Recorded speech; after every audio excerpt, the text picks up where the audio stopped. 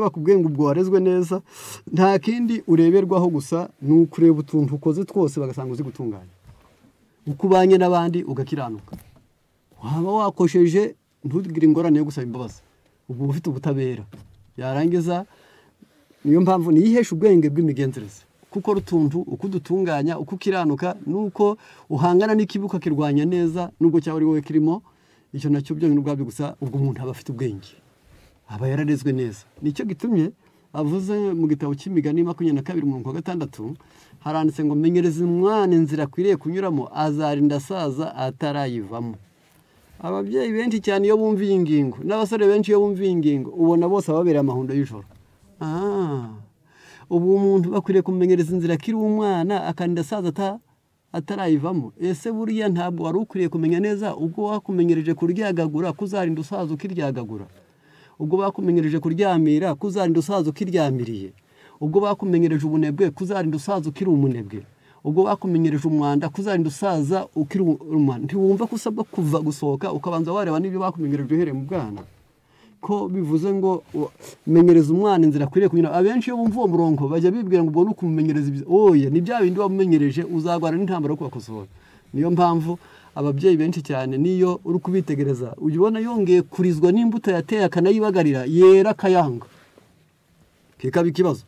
Waramuretse araryamira, uramureka yivugira uko ashatse, uramureka arazerera, yatangira kuzera ukeneye ko kuba hafi ugatangira uvuga ngo ariko uyu mwana yabaye ate, waje urebera no ku bandi. Oya warayimumenyereje nyurwa nayo. Iwanyu nawe mwana uzareba ibyo bakumenyereje, urebe ishema ryaba ririmo mu buzima bw'iherezo. Tukicira ngo kuko so yari umusinzi, nyoko ari indangare, abavandimwe bawe ari ibigoryi, ikirere urimo ari gitandamye, yarangiza ngo we kwitegereza iherezo. Abana nabo bamaze guca kenge baba bagomba kureba ngo niki bamenyereje ngo ndeba amaherezo yacyo. Icyo nicyo burya niyo mpamvu dusabwa kwiga tukamenya ukaneba buriye iwacu bamenyereje iki. Se kunyaryama ndasenze ko bajya babanga ngo ninjye kwiryamira barasenga. Nugera mu ngorane nabwo uzaziryamira mu gusengera. Bizagusaba byanze bikunze kugenzura no kureba icyo wateganyirijwe mu bwenge, icyo wateganyirijwe mu mwete, icyo wateganyirijwe muri gahunda, icyo wateganyirijwe mu mibanire yawe n'abandi. Kubera iki? Nuko umuntu inzira yamenyereje kunyuramo azarinda asaza atarayivamo. Muri hangana cyane nse nunyarukiye muri Petero ya 2 igice cya mbere mu 5 baravuga ngo kwizera muri kongera ingeso nziza muzongeraho kumenya. Ndajya kuri iyi ngingo ya 3 gusa yitwa kumenya. Ntabwo abantu benshi cyane bishimira kumenya, kandi kumenya nabyo birakenewe. Kubera iki? Umwana agwa henshi. Hari igihe umwana agwa mu byo bita mwiteruro, niko bavuga. Yamara kuvuga muri ukanya bagatetesha, yarira bakaza, yarangiza yihagarika bakaza, yananiwe gufata ibere bagahangayika, yarangiza ubwo wenyine agatangira kumenya neza ko ubutegetsi abubonye ataragira igihugu. Bikazakurushya igihe bazakurekura bavuga ngo irwaneho bikakunanira kuko baguhaye ubutegetsi utari bashobora kuyobora. Noneho ubwo biratuma nshaka kugira ngo nibura tuvuge kumenya ho gato cyane. Umwana hari ibyo bita education prénatale. Umwana akwiriye gutegurwa kuba bizi batari avutse nk'ibinyendaro, batavutse nko gupfa guhubuka gusa. Yarangiza abamaze gushyingirwa abagomba kumenya gutegura umwana mu mezi 3 abanza mbere yuko avuka. Yarangiza bamara kumutegura bakarya neza, bakaba abanyamwete, bagasenga, bakishima, bagakora utuntu twose isuku, bakamutegura mu byo bita chromosome. Yarangiza bakaba bamuteguye neza. Hakaba n'igihe cyo kumenya neza ngo igihe kirageze bashaka kubyara. Noneho ibyo ndavuga ibyo n'ubuhanga buhanitse, wenda benshi nibwira ko iyo nzira batayinyuze kuko benshi bavuze nk'impanuka.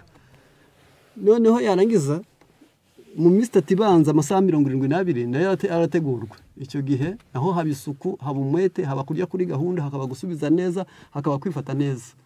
Yarangiza amezi 3 abanza yasamwe, kuva ku itarike ya mbere yasamwe kugeza ku mezi 3 ariyo byumweru 12. Yarangiza uyu mwana abagomba gutegurirwa ubwonko neza, nicyo gihe barya neza, nicyo gihe banywa neza, nigo bategura ibintu byose bifite isano n'ubwonko, bifite isano n'amagufa, bifite isano n'imitsi, byose niho babirya. Yarangiza kugira ngo amezi 3 abanza bongeragire. Iyo asigaje amezi 3 akavuka n'ubundi nabyo biyongera kwitonderwa kugira ngo umutima utere neza, kugira ngo nabyo bigenzurwe, abantu babirebe nibura bamenye neza icyakorwa mu gihe cyo kwitegura ko umwana avuka.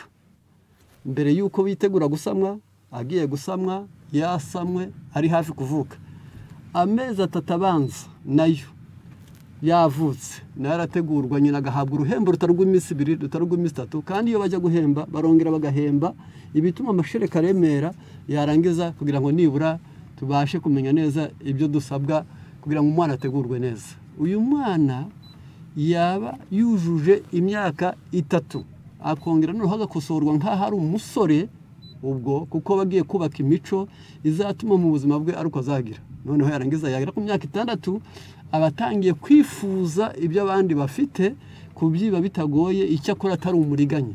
Yagera ku myaka 7 agatangira kumenya neza ko akwiriye guhisha ibyo yibye. Mu myaka 8 agatangira kuburanira ibyo yibye byita ibye. Yarangiza ababyeyi baba barangaye, icyo gihe izo nizo nzira bita kumenyereza. Yarangiza baba bararangaye, icyo gihe nicyo gihe badakeneye gusangira n'abandi, niho yiba yifuza ikinini, niho yifuza ikiryoshye wenyine, niho abashaka ngo nibura akundwe wenyine mu bandi bana, yarangiza ahabwa agaciro kuruta abandi. Ubwo mu myaka 8 iyo utazi kuharinda cyane byanze bikunze uba ugiye kurumbya ibyeze. Noneho mu myaka 11 umwana batangiye kuba icyo bita ingimbi, yarangiza mu myaka 13 14 akaba atangiye ubwangavu. Yarangiza ibyo byose umubyeyi utarabaye maso, umwana utarabaranzwe gupfubira aho ngaho, aho hose twavuze, yabigusaba kuzagorora ariko banje washinga ibikokora. Bizakugora cyane niba utaramubyukije kare, niba atarikarabishije, niba atarayimukiye abakuru, niba atarasangiye n'abandi anezerewe, niba atarabashubije neza, niba yaragize umwiryane, kuzawurandura mu busore bwe bizakugora. Niyo mpamvu bakubwiye ngo akamaro ko kumvira Imana ukiri muto. Nicyo gituma kubakurikiranye ikigwa cyatambutse ku minsi yashize cyavugaga ubwiza bwa Samuel, ndagira ngo baba barakurikiranye ko mu mico yari afite harimo no kugira ubuntu. Yarakiri umwana ariko azi no kugira ubuntu. Ahubwo wanakwibaza uti ese nka Samuel yagiraga ubuntu ko atari kwa nyina, akaba atari kwa Samuel kwa Eli mu rugo, burya yatanze abikuye. Ariko umutima byo bita kuba genere byanze bikunze biba byoroshye. Hari abantu yo kubona ukabona aho hagutanga nuho hakwimana. Rero ibyo nabyo biragenzurwa, ukamenya neza ute ese uyu nguyu utaza n'abandi mwabo, uyu nguyu utajya handi, uyu nguyu uzasangira n'abandi, uyu ukunda kuyakurira mu cyumba wenyine, uyu warura kuzuza wenyine atabanje kureba ibisigaye mu bakure, koko uyu mwana wanjye azabiki. Ibyo nabyo byose biragenzurwa. Ubwo rero abana baratwumva neza kugira ngo nibura tubashe kumenya angaha. Mu gitabo cyitwa Twebwe n'abana bacu, page ya 212 haranditse agira hati une joyeuse camaraderie entre tous les membres d'une famille est donc un élément de première importance. Ubucuti mu bavandimwe gusa hagati y'ababyeyi n'abana babo, hagati y'abana abakuru n'abarumuna babo, abakobwa n'abasaza babo, iyo ubonyemo ubucuti niyo ngingo ya mbere ikomeye cyane. Uravuze ngo une joyeuse camaraderie entre tous les membres d'une famille. Iyo ugiye kubona ukabona mu bavandimwe aba bantu bavukana, ukabona ari inshuti, ari kumusokoza, ari kumukora ku rutugu, ari bari kwicarana ku ntebe bakabyigana, yarangiza bari kubwirana neza, arivuga ngo rya nawe kuri kigori, mbese ukabona mwishimiye, ukabona umwana yishimiye se, umwana yishimiye nyina, abana bishimiranye, ababyeyi bishimiye abana babo, nta n'umwe urimo gukenera ngo ari we bajya babikorera wenyine, ahubwo bose bashaka kubikorerana. Niho hambere, niwo munezero wa mbere wo mu buzima ubaho mu ngingo z'umuntu. Hepfo arakomeza ati mais il est naturel que les enfants aient bientôt le désir d'avoir des camarades et des amis hors du cercle de la famille. Ibisanzwe ni karemano yuko noneho hirya y'inshuti zo mwanyu ushaka n'inshuti zo hanze y'wanyu. Icyo ni ibisanzwe. Umuhungu azashaka hanze, umukobwa azashaka hanze, yarangiza uzagira abaguha hanze, uzagira abakubaha hanze, uzagira abakuganiriza hanze, uzagira abo mwigana hanze, yarangiza ibyo nabyo. Ariko gushaka inshuti hanze ariyo ya mbere mu muryango ntayirimo uba wayobye. Ubuzima busanzwe abantu benshi cyane batazi, kwibwira ko uzakundwa nabo hanze mwanyu ntabagukunda, byanze bikunze ni bibi. Kwibwira ko uzakunda abo hanze mwanyu ntabukunda ni bibi. Niyo mpamvu iyi ntambwe igomba kuzirikanwa ikanahabwa n'agaciro mu muryango. Niyo mpamvu kavuga ati nil ne doit vivre isolé. Nta muntu n'umwe ukwiriye kuba hari nyamwigendaho. nta muntu ukwiriye kubaho gusa ari mu cyumba cya wenyine n'agashati ke bwite gusa n'agasabune yisiga wenyine n'utuvuta batakoraho n'udukweto bakoraho yarangiza intambara ikarota n'ukudusohoka nawe tugeza hanze intambara ikavuka yarangiza nta muntu n'umwe ukwiriye kubaho ari mu bwigunge yiheje ari wenyine. Une partie de bonheur de chacun réside dans cette possibilité de communiquer sa propre joie à d'autres. Nubwo ari ururimi benshi batumva n'igifaransa ariko mbisomye nitonze nkabisobanura, une partie de bonheur de chacun, igice kimwe cy'umunezero wa buri wese, igice kimwe cy'umunezero wa buri muntu réside dans cette possibilité de communiquer sa propre joie à d'autres.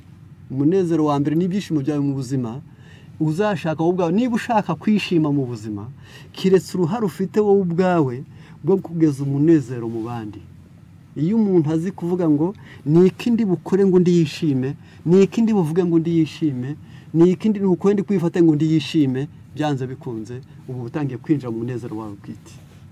Umuntu wese utazi icyo yakora ngo atumunda nezererwa, atumunda yishima, atumunda aseka, atumunda aryoherwa, ubwo abatangiye gukwepa cyangwa se acitswe n'umunezero wo mu buzima. Ni ngombwa ngo umenye neza ngo niba mu buzima ntacyo ndakora ngo undi yishime, ubwo nzimije umunezero wanjye bwite wo mu buzima.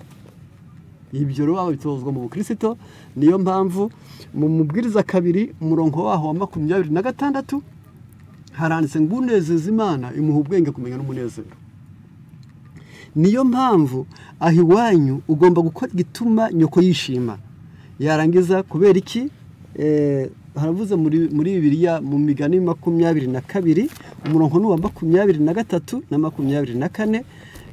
Ndasoma mu magambo nibwira ko benshi bazi banumva banabwiriza cyane, ariko nshaka ko ntabwo twashatse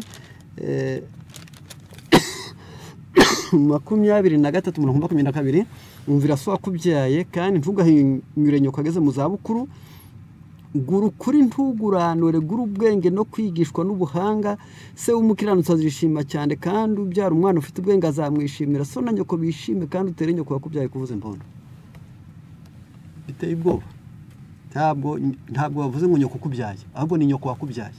Hariho impundu umuntu avuza ari uko amaze kubyara, abandi bakazivuza, we ntabwo nyiri kubyara ntazivuzaho, ahubwo zivuzwa n'ababonye abyaye.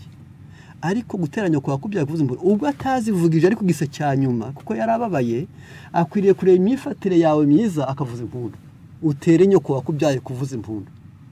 Ni wakubyaye ni mu gihe cyashize, nibyo bita iyo hirya mu gihe cyashize ni tampase, byaratambutse.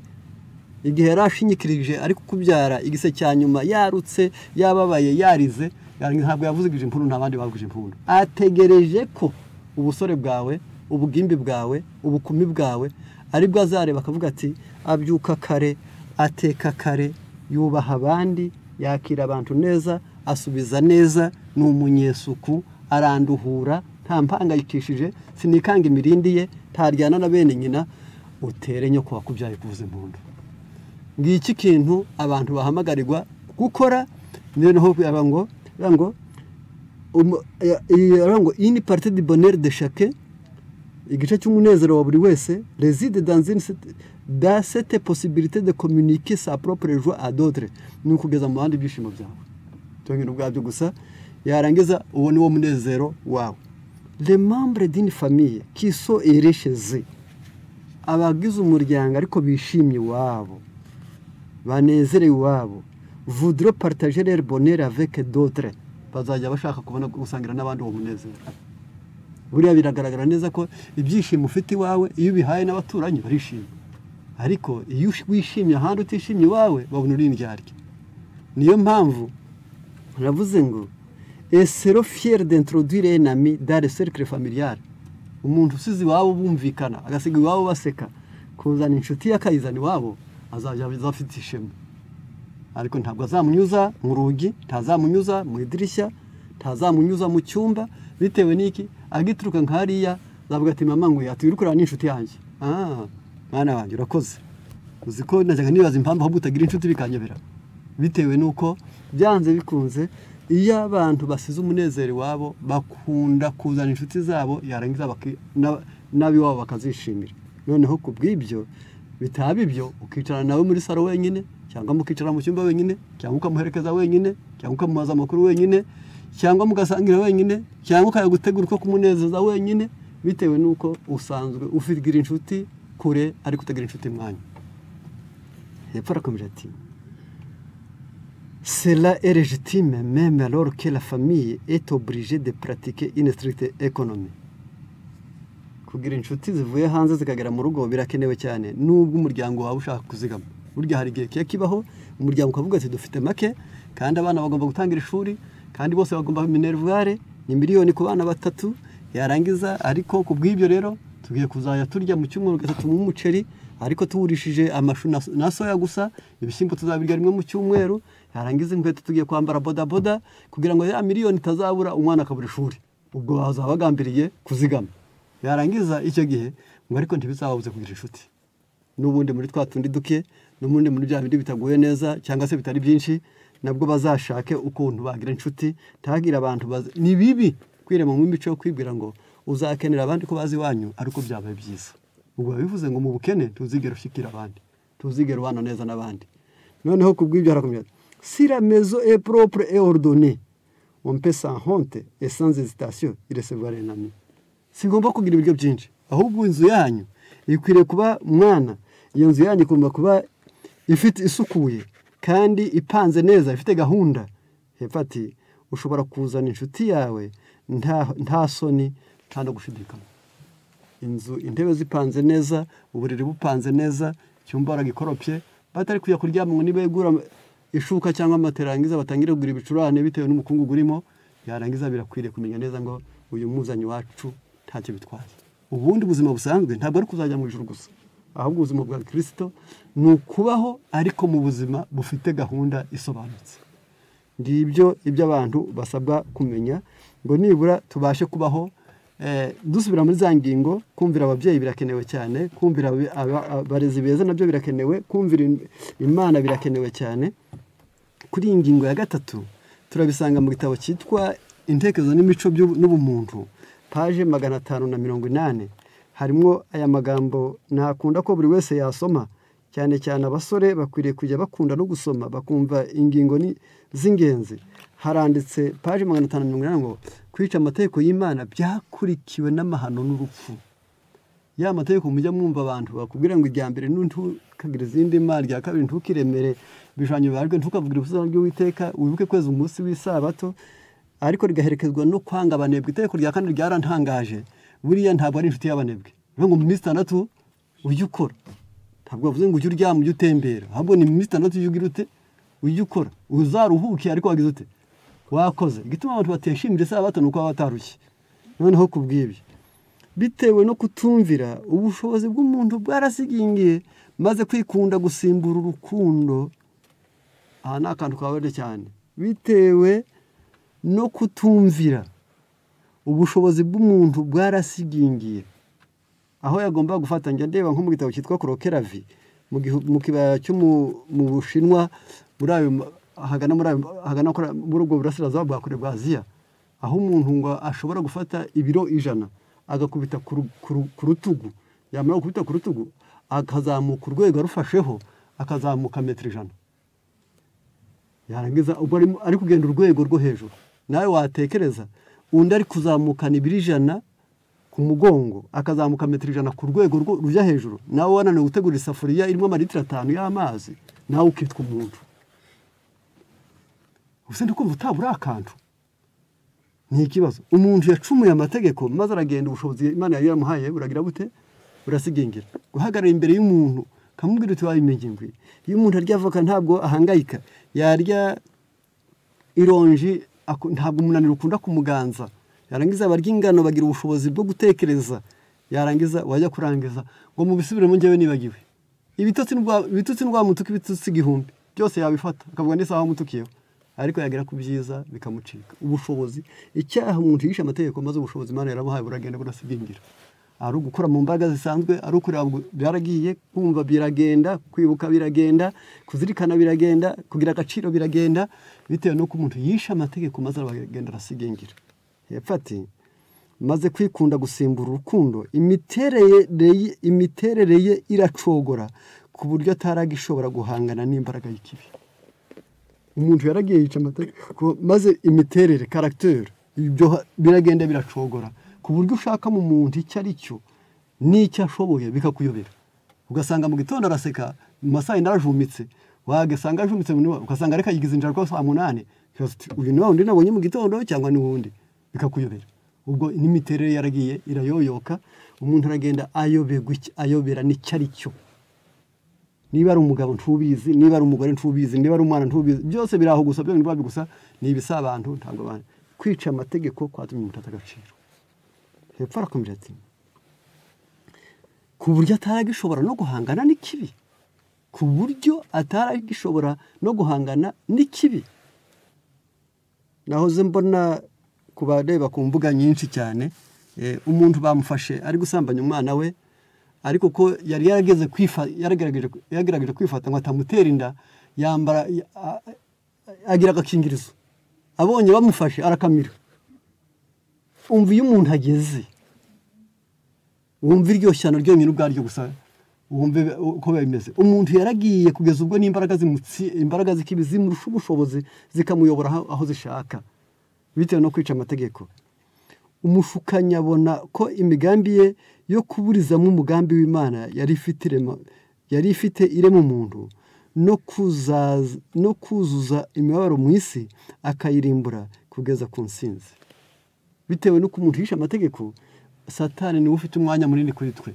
Satani niwe ufite umwanya munini ku bitekerezo, niwe ufite umwanya munini kuri gahunda mu muryango, niwe ufite umwanya munini mu gutanga inama, niwe uyobokwa, niwe upanga. Ibyo yapanze ntibijya bivuguruzwa. Bimwe bwabyo gusa. Abantu benshi cyane ku rwandiko mu gitabo cy'imigani ya Kristo mu kigo kitubwira ngo itarantu mu ngingo ivuga ngo icyitegererezo, haravuga ngo umuntu wese afite ahareberwa ni hatanu, ngo kuhakosora ho nyirubwaho gusa, ngo nibwo buryo Imana yateganyije bwo gukiza abandi. Bo na magambo uvuga, ni ibikorwa ukora, ni uko wifata, ni imyambarire yawe, n'umucyo wo mu maso. Ntacyo wakora, ntaho wakwishyira, kiretse ubaye mu cyumba kitagira umucyo, tuyu usohoka ukituma nijoro, ukagenda nijoro, niho abantu batakubonaho ibyo. None kubwibyo kandi ntabwo wavuga uko wifashe ngo abantu bose barebe nko kureba. Noneho amagambo yawe niko rwandiko abandi bagusomaho. Amagambo uvuga n'ibikorwa ukora, nuko wifata, nuko wambara, n'umucyo mu maso, niho undi muntu akureba. Umeze nkawe akakureba nk'ukura akabishima, utameze nkawe akakunyuza mu ishaka kugaya. Kandi kibabaje nuko abakugaya ari nabo bafite amahirwe yawe menshi, no abagushima ni nabo bafite ishyano ryawe ryinshi. Mu yandi magambo ni ikibazo, uzi kugawa n'uwo wari kuzaboneraho amahirwe, yarangiza ugashimwa n'uzaboneraho ishyano. Ni ikibazo. Uru rwandiko rugomba gukosorwa. Ijambo ry'Imana riteka umuntu ngo vuga utya, kora utya, ambara utya, ifata utya, mera utya mu mucyo mu maso. Ubu rwandiko barusome, nyamara kurusoma imfura zigushime, imfura mbi zikugaye, cyangwa se ushimwe n'imfura mbi, imfura zikugaye. Niyo mpamvu abantu bagomba kumenya neza ngo umuntu aragenda arasigingira cyane, Satani agera ku nsinzi.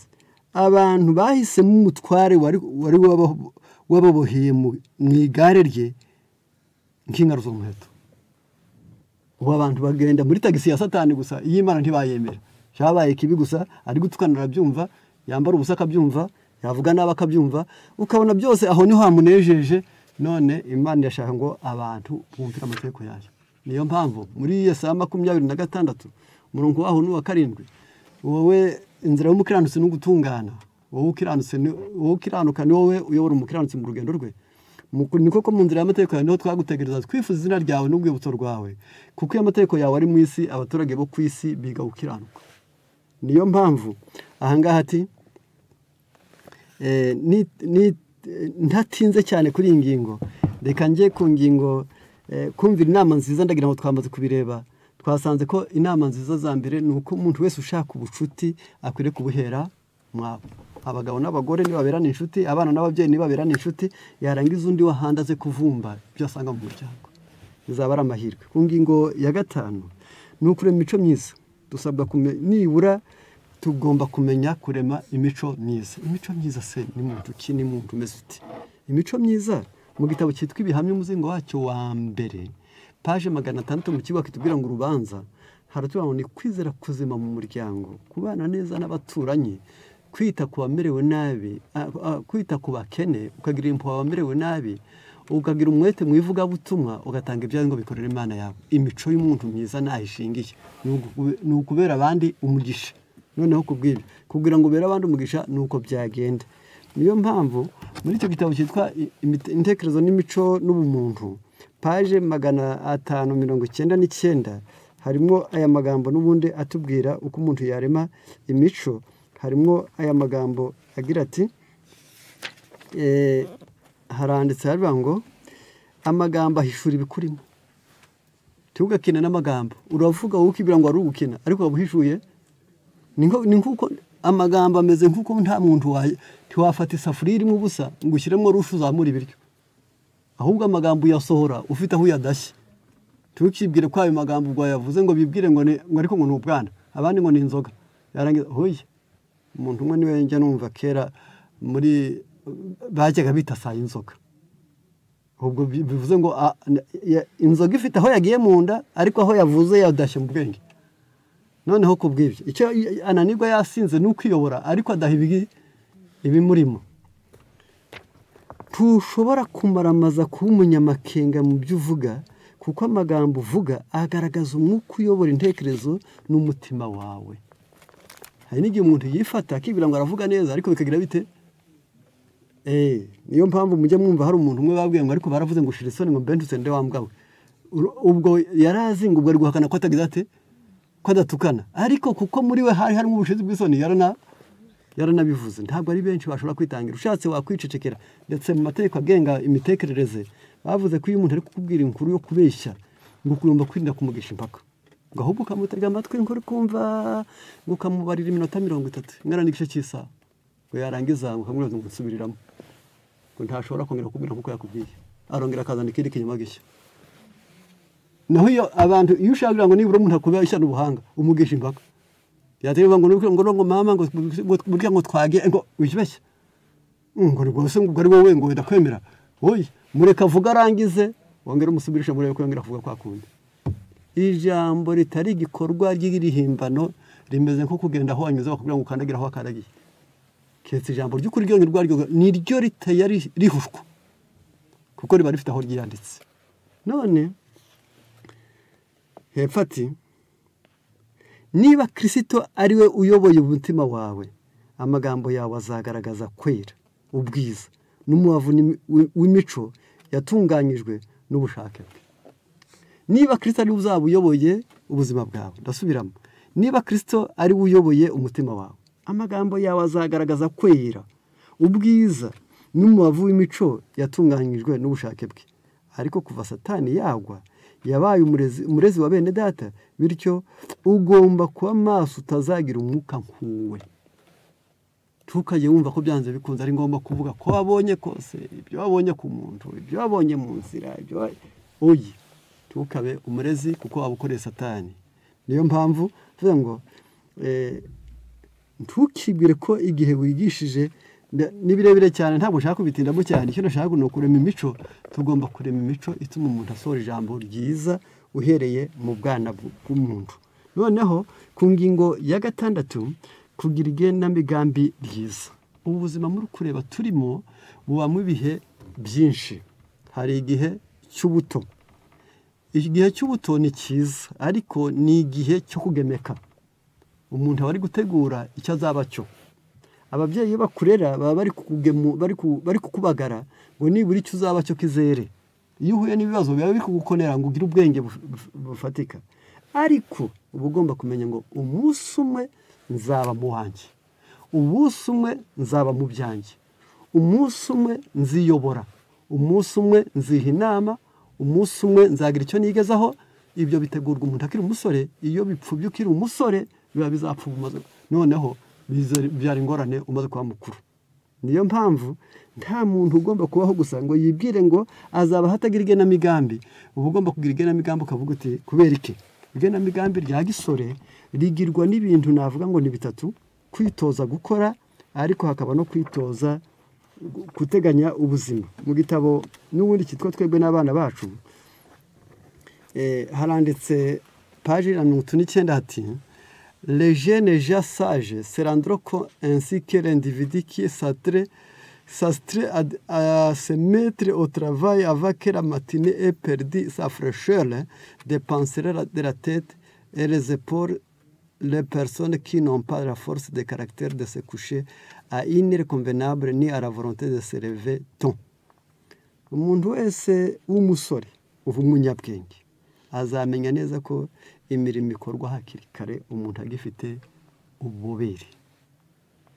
Iyo hakiriho amabeho nicyo gihe cyo gushaka umubyizi munini, naho wiryamira amabeho akayarangiriza mu gitanda akumva azakora ahubwo izuba rimaze kuva, atangiye kurenduka yiruhutsa yirambura yiheta, yarangiza aho kubyuka ajya mu gikoni cyangwa ajya gukoropa, yarangiza ahubwo akabyuka ajya gufata agatebe ngo ajye kota akazuba, yarangiza ubuzima buba bumupfuranye. Niyo mpamvu ntabwo byemewe, baravuze ngo ubwo abazaba ari ikimenyetso cy'uko imico ubwo kuri we azava ku mutwe ajya kuba umurizo, azava kuba umutwe. Umuntu wese uryamira, ndetse natangaye mu gitabo cyitwa Ministère Evangelique aho bavuze ngo amasaha umuntu yaryamire ngo mu rubanza azaza bazatondekanywa, bayatondekanya yo amaze bwakeye nawe uryamye utarwaye ngo nawe bazayazana. Noneho kubw'ibyo sa n'utekereza, noneho ureba ayo masaha yose yapfuye ubusa, ariko wibwira tugomba kubaho dufite igenamigambi. Umwana wese ufite ubwenge umaze guca kenge bageze imyaka 14 kuzamura aba agomba kubona imbere ye ibintu bibiri. Agomba kubona ababyeyi batariho cyangwa ntabyo bafite byo kumva, agahora bitekereza kugira ngo mu buzima agire igenamigambi, akirya atahashye, akisiga atacuruje, noneho atangira kugira igenamigambi ry'igihe ababyeyi bazaba badahari cyangwa ibyo bamuha bidahari. Ibyo byose bigatekerezwa hakiri kare, kuko mu gitabo cy'Imigani igice cya 2 hatubwira ngo maze ubwenge buzakubera amakenga. Amakenga burya ajya kwiyereka umuntu akaga hakatari, yarangiza bigatuma uri wirinda cyane. Hepfo arakomeza ati les heures du matin valent de l'or, amasaha ya mu gitondo ni zahabu. C'est une perte considérable que de repasser à dormir. Umuntu abahombye burundu iyo arangirije mu kuryama. Amasaha ya mu gitondo ameze nk'izahabu, none kubw'ibyo ubuhombye burundu iyo arangirije mu kuryama. De plus, icyongeye kuri ibyo, cette mauvaise habitude fait prendre un grippe de début de la matinée alors que le travail exige gré malgré de se lever tôt. Abenshi byarira kusa n'abagwayi, wabyuka ati kumva umutwe utameze neza, wabyuka ati munda sinzi uko byagenze, no hari kujya arebera mu myenge ngo arebe yuko izuba ryarashe, amasaha y'izahabu akamucika.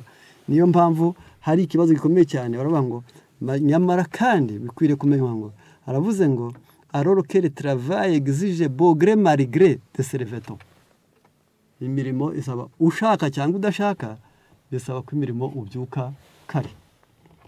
Infatti, une journée commencée de bonne heure a de bien meilleures chances d'être bonne que celle que l'on n'entreprend vers midi.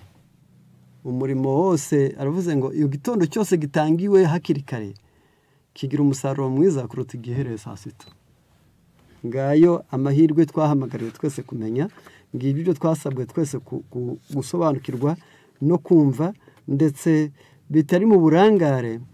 Presque tous les hommes ou femmes seront appelés à exercer une profession. Yarangiza ntacyo wakora, buri mugabo wese na buri mugore hari imirimo bazahamagarwa gukora, byanze bikunze buri wese azagira icyo ahamagarirwa gukora. Ariko icyo nashatse kwitaho cyane ni iri jambo ravuze ngo il connaissent d'autres part les compétences requises dans les différents métiers et professions. Nyamara benshi hari ubushobozi bagiye babona mu mirimo runaka no mu myuga runaka. Et savent aussi lesquels sont encombrés et lesquels manquent de bras ou de cerveau. Abagenzura uburezi nyabwo bakaba bagenzura imiterere muntu, hariho abazi ngo uyu ntabwo nkafite, uyu nta n'amaboko agira. Murebye nawe afite umutwe nk'uwa abandi ariko nta kirimo, undi ukabona afite amaboko meza y'ibizigira ariko ntacyo yaterura. Barangiza barera nibo bazi ngo uyu azagira icyo yimarira cyangwa ntacyo azimarira. Rero mu gutoza abasore no kubakuza bakwiriye kuba abantu bazi neza ngo tugomba no kumenya gusaba ubwenge. Kubera iki? Dukeneye ingingo zikomeye mu buzima, aho nibwira ko ngambiriye ko buri wese yagerageza kumva kandi agasobanukirwa. Nashaka ngo kumvira ababyeyi birakenewe, kumvira abarezi beza birakenewe, kumvira Imana ni byiza, kumvira inama nziza nabyo birakenewe, kurema imico nabyo birakenewe, kugira igenamigambi mu buzima no gusaba ubwenge. Wakwibaza mbese gusaba ubwenge ubwo umuntu arabusaba ate? Ntange wenda icyitegererezo aho ndi burangirize, kuko twabonye imico myiza, ubwenge ndetse n'amagara mazima. Ngiye gusoma mu paji ya cya gitabo, paji ya 400 kuba gifite, haranditse icyo bita intekerezo n'imico n'umuntu. Paji 400, kurya ku masaha ahindagurika no kwirengagiza amategeko agenga ubuzima. Kenshi intekerezo zirananirwa kandi zigacogora, bidatewe n'imirimo myinshi cyangwa kwiga cyane, ahubwo bitewe no kurya ibyo kurya bitaboneye ku masaha adakwiriye. Abantu benshi cyane bakunda kunanirwa, nta kindi kibiteye, ni ukurya ibyo kurya bitaboneye, na bya bindi bitaboneye bakabirya ku masaha adakwiriye. Yarangiza bikaba ikibazo no kwirengagiza amategeko agenga ubuzima. Kurya no kuryama ku masaha ahindagurika bikoma mu nkokora imbaraga z'ubwonko. Kurya no kuryama ku masaha ahindagurika, ni paji 400. Haravuze ngo kurya no kuryama ku masaha ahindagurika. None mwariye saa moya, ejo mukarya saa 2, ejo mukarya saa 11, ejo bundi mukarya saa 9. Bityo abantu barya kandi bakaryama, none bakaryama saa 3, ubundi akaryama saa moya, ubundi akaryama saa 2, kugeza ubwo umubiri nawe uyoberwa ngo uyu databuja nawe nta gahunda agira. Yarangiza aravuze ati kurya no kuryama ku masaha ahindagurika bikoma mu nkokora imbaraga z'ubwonko. Niyo mpamvu uko kurya, uko kunywa n'uko twambara bigira ingaruka zahuranije ku iterambere ryacu ry'iby'umwuka. Uko kurya, uko kwambara, uko kurya, uko kunywa, uko twambara bigira ingaruka ku iterambere ryacu ry'iby'umwuka. Koremereza igifu bicogoza intekerezo. Ni ngombwa kwirinda kurya ukarenza mbiga, nubwo byaba ari ibyo kurya bizima. Abasore, impamvu mu bitegurirwa hakiri kare, abandi bari kuramira kwa kundi ngo inama zize ubwenge buziye mu busaza buramira byashize, abandi benshi cyane bari kubyiga ariko ntacyo bakiramira, mbese cyangwa se bazagira mu musaruro muke. Ntabwo navuga ko bazabivamo burundu, ariko abasore n'ibiteze ngo imiterere y'umubiri w'umuntu ntiwemera gukoresha ibirenze ibyo ukeneye mu kubaka ingingo z'umubiri zitandukanye, kandi kurenza urugero biremerera impagarike. Kurenza urugero burya biremerera impagarike. Rero ntabwo njya mu byinshi cyane, icyo nari ngendereye ni akamaro ko kumvira Imana ukiri muto. Birakwiriye ko wumvira ababyeyi kugira ngo uramire mu gihugu. Birakwiriye ko birabareze ntukanga inama nziza, gura ubwenge no kwigishwa n'ubuhanga. Kumvira Imana, umve byanze bikunze, iyo umuntu yamaze kumvira Imana biratungana kandi birashoboka. Reka twe kujya kure cyane, ahubwo buri muntu wese amenye neza ngo uwasa n'uko Imana ishaka mu gihe cy'iki, yarangiza mu buzima bwe bwaba bwiza, yagira igikundiro mu bandi, yatera umunezero ahandi n'iwabo, yagira amahirwe mu buzima, ntiyaba ikibazo yaba igisubizo, yaba inyunganiza aho kuba inkomyi, yaba umugisha aho kuba umuvumo, yagera kuri byinshi aho guhombya byinshi, kandi yakundwa na benshi aho kugira icyangiro. Imana izabidushoboze mu izina rya Yesu. Amen.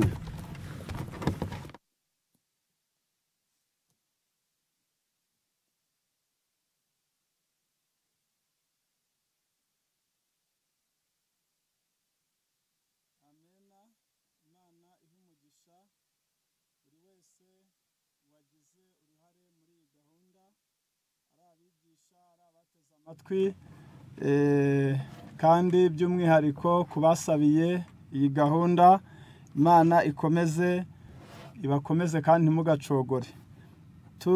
Nk'uko twabasezeraniye, twakiriye ibibazo byanyu n'inyunganizi, tugiye kubinyuramo mu mwanya uri imbere kuko dusigaranye iminota igera muri 20. Turabanza twakire indirimbo. Mwene data uri ku buhanga bw'ibyuma agiye kudushyiriraho indirimbo yatoranijwe, ariko mbere yuko ijyaho ndabibutsa kubafunguye umurongo nyuma tumaze kwiga ibyigisho bibiri. Icyigisho cya mbere cyatubwiye kwiyambura ibituremerera, icya kabiri cyatubwiye akamaro ko kumvira Imana ukiri muto.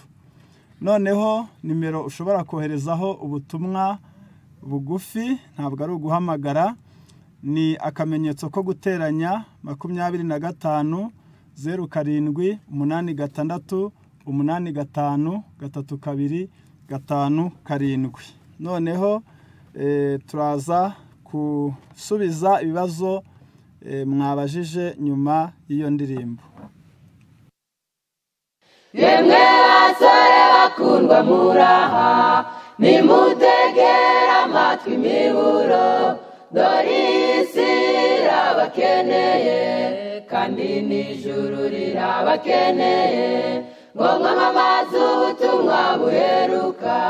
Umwami w'amahoro aravuga ati, bana banjye ngaho nimuhitemo hagati y'ubugingo ndetse n'urupfu.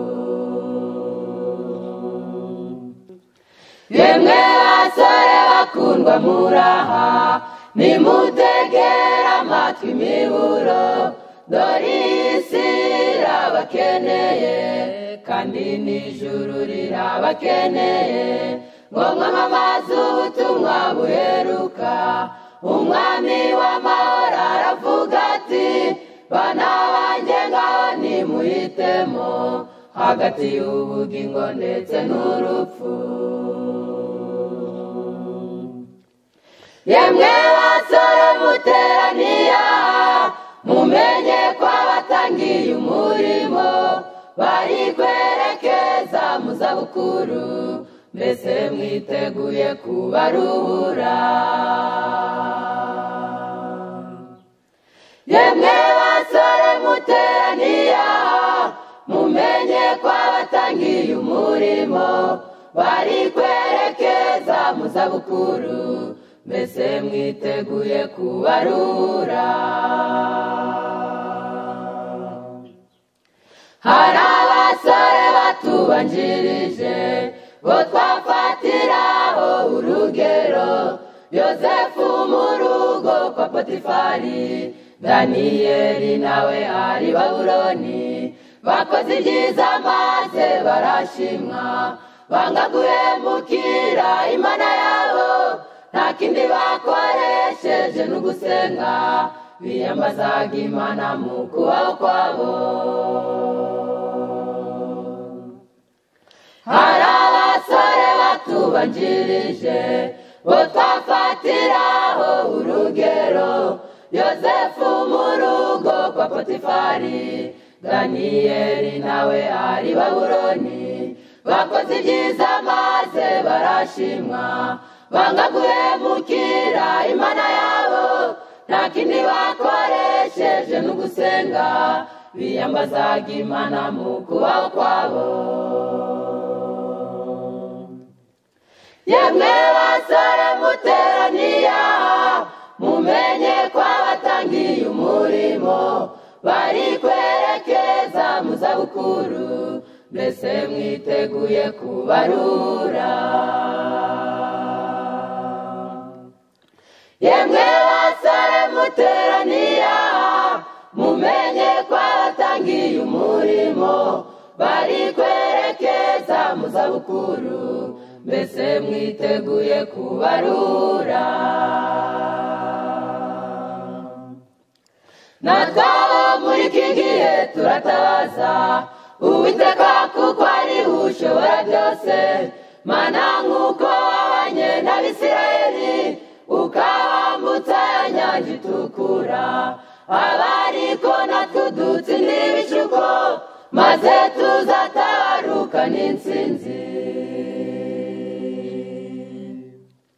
Natwe abo muri iki gihe turatabaza Uwiteka kuko ari ushobora byose, Mana nk'uko wabanye n'Abisirayeli ukabambutsa inyanja itukura, abariko natwe udutsindira ibishuko, maze tuzatabaruka n'intsinzi.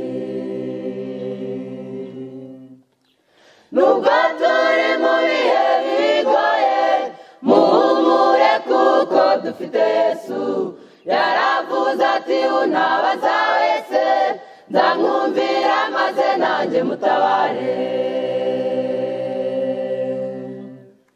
nubwo turi mu bihe bigoye muhumure kuko dufite Yesu yaravuze ati unabaza wese nzamwumvira maze nanjye mutabare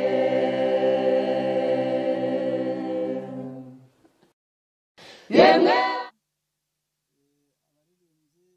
aho umugisha murumva ko mwabasore mwe Imana yacu yabuze intwari naho intwaro irazifite kuyikorera no gukorera umunyabushobozi reka rero dusubize ibibazo duhereye kuri ibi biri kuza turasaba muzehe Nzungu kwigira hafi akitegura gusubiza ibibazo ariko twakiriye mwese ababyeyi batugaragarije ko mukurikiranye muri kumwe n'abana banyu namwe abatabashije gukurikirana n'abana bato batwandikiye ubutumwa bugufi twatangiye kububona Imana ibaha umugisha abashyitsi mwakurikiranye amateraniro Imana ibaha umugisha ibyiza tubikiwe ni byinshi ngaho ikibazo cya mbere duhereyeho ni ikibazo cyabajije ngo mbese umwana utarateguwe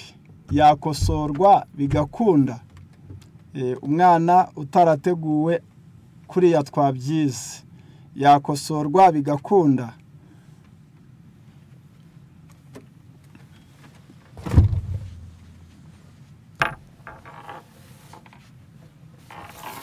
dutwaye ubutumwa bwa Marika wa 3 bwerekana ko byose bishoboka iyo Imana ibigizemo uruhare kuko ntacyo mushobora gukora mutamfite nubwo yaba atarateguwe imbere hacyari amahirwe haracyari urukundo rw'Imana haracyari uburinzi bwayo yigishijwe neza yagera ku ntambwe cyane cyane ko turi kwigisha abagana ku busore ku byago bwa kabiri bidukiza umwanda wose wakwa ku byago kwacu kwa mbere n'uburangara ababyeyi bagize murakoze ubwo byakunda rwose ngaho undi yabajije ati yabajije ati umubyeyi wonsa none ibyo byo kurya byubaka ubwonko umubyeyi utwite yakoresha ni ibihe umubyeyi wonsa yakoresha iyihe ndyo ifasha umwana binyuriye mu mashereka none se umwana uri munsi y'imyaka 3 yagaburirwa iki twishimire ko cya gihembwe cya mbere kiba gikeneye ibintu byose bifite inyubakamubiri ariko n'ibifite ibiryoherera ubwo mvuze ngo agomba kubaho ibinyampeke byo mu bwoko butukura n'ubw'umweru buhoro ubwo no kuvuga ngo ingano amasaka ndetse n'uburo birakenewe ku mubyeyi mu mezi abanza birakenewe kubona imbuto zo mu rwego rw'inzabibu imyembe igipapayi n'avoka muri ayo mezi abanza amaze kubyara abakeneye imboga nyinshi yarangiza cyane cyane ngo nyababyeyi yongere isubire mu mwanya wayo amaraso yongere yoge kandi imyunyungugu itera igikuriro iboneke umwana uhereye ku mwaka umwe akeneye ibyo kurya kugeza ku bugimbi akeneye ibyo kurya bitera imbaraga ubwo n'inyubakamubiri n'imyunyungugu yo mu bwoko bwa calcium na magnesium yarangiza muzabisanga n'undi mu gitabo cyitwa twebwe n'abana bacu paje 277 ibitera igikuriro ibitera ubwenge n'ibitera imbaraga yego murakoze undi we yabajije ati mudufashe ubwiye umuntu bibi by'inzoga akagusomera isomo rivuga ngo inywere vino yawe kuko imirimo yawe yashimwe n'Uwiteka wamusubiza iki muri Bibiliya hari imvugo bita poezi ni imvugo ziba zigambiriye kugenyura izo ni nko mu mubwiriza no mu migani atubwira ngo mureke anywe ugo rufungandushyi kugira ngo rumwubagize ngo ibisindisho bihugiye gupfa mureka ngo rufungandushyi rumwubagize intimba ye nawe tekereza ese uwashyiriraho brasserie cyangwa se inganda zikora inzoga akazishyiriraho abagiye gupfa bari gusamba ubwo ntiyarwubaka iruhande rw'ibitaro cyangwa se akarushyira hafi y'irimbi nubwo ho hajya yabapfuye ni ukukwereka neza ko ubwo abazima batabikwiriye rero ibidakwiriye abazima nta mpamvu yo kwibwira ngo Uwiteka yakwemeye, ahubwo Uwiteka ntiyakwemera unywa inzoga, ahubwo ni imvugo ngenyurano. Yego murakoze. Ikibazo kindi mudutandukanyirize igishuko n'ikigeragezo. Igishuko ni umujyanama ukubwira ko uri umunyabwenge, ikigeragezo ni umubabaro ukubabaza ngo ugukure ku Mana. Ngo ikigeragezo kiza kibabaje, igishuko kiza ari umujyanama mwiza. Murakoze.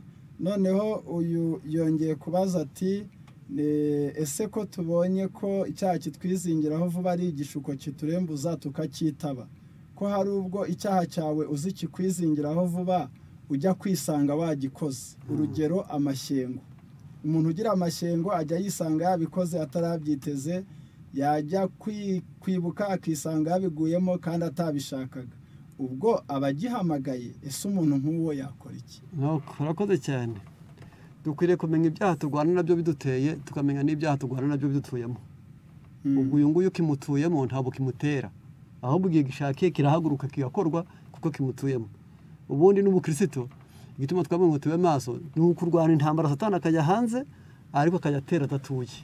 Rero hari ibyaha bivuze ngo bitwizingiraho vuba ntabwo ari ibitera, ahubwo ni ibyo tutwananiwe kwirukana, turi inshuti zabyo bidutuyemo.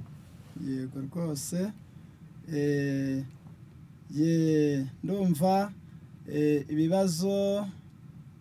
Uyu yavuze ati umuntu ushaka kuva ku mico ye mibi yabigenza ate? Yego. Bwa mbere twasanze mu ngingo iheruka ari gusaba Imana ubwenge. Umuntu akwiriye kubanza yamenya ko ari mibi, nyuma yarangiza akayihana. Yego. Ariko akababazwa nayo, noneho agasaba Imana kumufasha kuyitsinda. Aho niho umwuka w'Imana aza akagufasha kurwana n'icyo kibi utashobora gutsinda wowe ubwawe. Rwose murakoze. Noneho uyu ati umuntu utangiye guta umutwe kubera ibiyobyabwenge wamufashisha iki? Bwa mbere ni ukumuteramo ubushake bwemera ko akwiriye kubireka. Iyo amaze kubikora, kuko umuntu agizwe n'ubushake. Iyo umuntu atarahitamo ubushake bwe, ibyo wamukorera byose bimeneka inyuma ko ntabwo byinjira mu mutima. Ariko iyo umuntu ashaka kureka ibiyobyabwenge, aba akeneye kunywa amazi ashyushye arimo indimu n'ubuki, akanywa imitobe y'imboga yo mu bwoko bwa karoti ndetse beterave n'indimu n'ubundi. Yarangiza ibi bintu hamwe n'imbuto z'ubwazo gusa kugenda uri kubinyuranya, kuko bihanagura, byongerera umuntu ubushake bwa B ya mbere, aba ubushobozi bwa B ya mbere na B ya kabiri, kumenya kwifatira imyanzuro bikaza n'ubushake bukaza. Ubwo rero tubarangire ngo karoti, urunyanya wabihuje, yarangiza ugashyiramo nka pome, aho karahura akakanywa nimugoroba akabigihindura akamenyero, mu gitondo akanywa amazi arimo indimu n'ubuki, yarangiza bigenda bikuraho, yaba ari nk'itabi rikagenda ubuvundere buvaho, yaba ari inzoga zamutegetse zikagenda zibura imbaraga. Ndumva ari byiza. Ariko uwo mutobe wawusubiramo wa nimugoroba? Uwo mutobe wa nimugoroba ni pome, ni karoti n'urunyanya. Bifite umurenda wongerera umuntu ubushobozi bwo kwitegeka no kongera bwa bushake bwasigingijwe n'ikibi cyamutegetse. Murakoze. Noneho ikibazo duherukiraho kirimo igisubizo cya benshi n'igisubizwa kirabafasha bose. Abasore yabajije ati muraho, isabato nziza, ese nk'umusore wabuze uburere akiri muto, ubu birashoboka ko yaba umukristo ushimwa n'Uwiteka? Ndagira ngo akiri muto, ariko yamaze guhitamo. Yego. Muri Yohana igice cya mbere umurongo wa 12, abamwemeye bose bakizera izina rye yabahaye ubushobozi bwo kuba abana b'Imana. Yefuta yarabyawe na maraya kandi abiki ikiraro, yimwa n'umugabane kwa base, ariko yishyize amaboko y'Imana yabaye intwari. Si igitangaza rero ku bw'ibyo iyi ngamba zafashwe, Imana ni nziza. Iyo umuntu yamaze gufata ni abana benshi cyane babyawe n'abasinzi batanywa inzoga, ni abana benshi cyane babyawe n'abasambanyi bifata neza b'imfura, mbese akaba yaranze ya miterere iwabo. Ni abana babyawe n'abasesagura ariko bo bakaba bazi kuzigama. Barahari benshi. Ndabona umusore ahise yandika gisa n'icyo ati njye ndi umusore ariko sinshobora kuryama ngo nzinduke kare, nananiwe kubahiriza gahunda yo mu rugo, nakora iki? Ndagira ngo ubwo yamaze kumenya neza ko umunsi uzabanza kumubwira ko ukeye, nawe kandi azagira ubushake bwo kubyuka. ibyo kuvuga ngo azategereza mu mubiri ahubwo ubushake nibwo buzavuga ngo nciye akamenyero kabi yego nanjye ndahagurutse ubwo mu yandi magambo kugira ngo amenye neza ko yabishobora uwagira ngo aryamire agere ku masaha atajyemera kubyuka ariko yumve bombi kubise hejuru y'igisenge ntabwo yayibwira ngo nyawuna ngewe nyangira ubute bwo kubyuka yahera ko akabyuka kiruka yego ubwo yakwemera kubyuka kiruka aruko akaga kaje azamenye no kuryamira ko ari akandi kaga yego mbese nafata umwanzuro murakoze abantu bari gushima cyane imana ibahe umugisha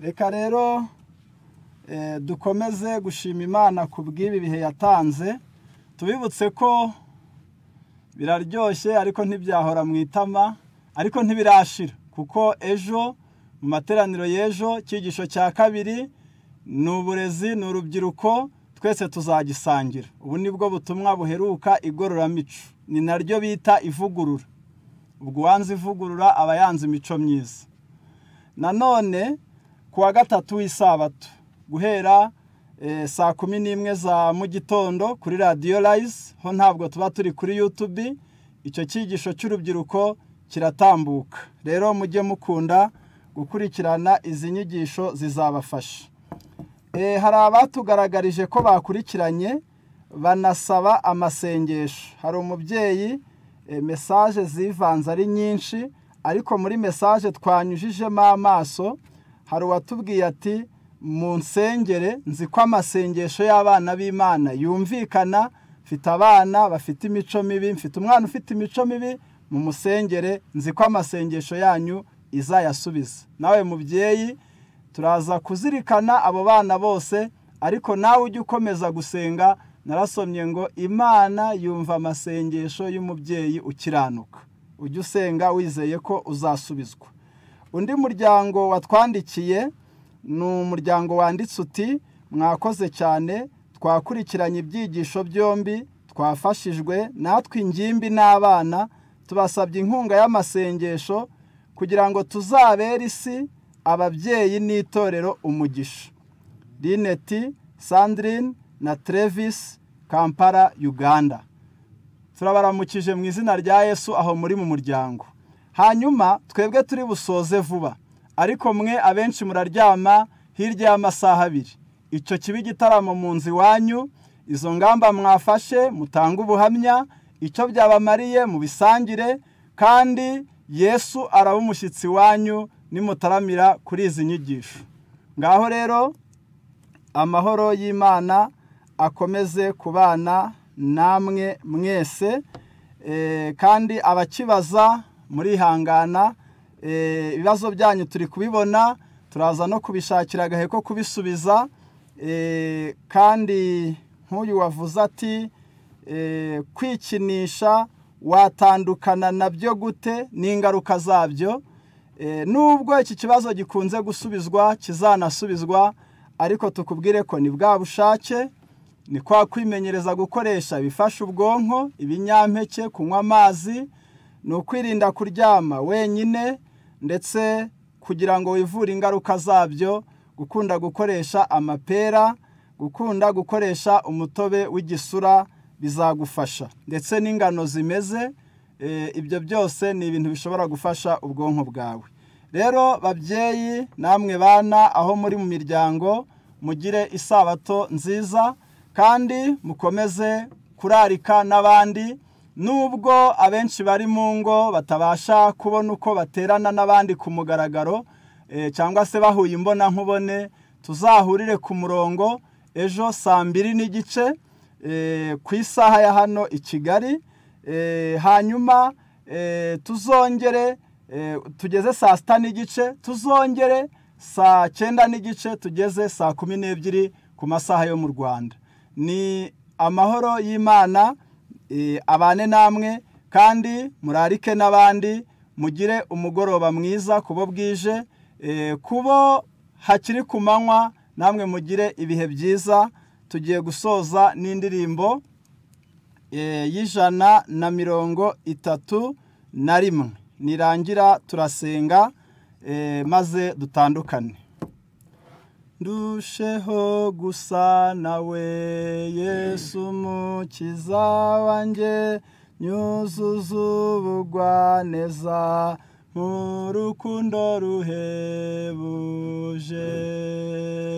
ndusheho kumera nkawe aho ngenda hose mwami ndiyoroheje rwose mwami nge ngukurikiza n'ibirindi canira ikamenya n'igishwi sinshidikanya rwose nanjye ihora inyitayeho izanyigisha kwitonda imbabarira amafuti ndiyoroheje rwose mwami nge ngukurikiza ndusheho gusa nawe ndusheho uko bukeye nyigiza hafi yawe aho amahoro adashira uhora umpindura mushya kubw'urukundo ungirira ndiyoroheje rwose mwami nge ngukurikiza mwese aho muri mupfukame dusenge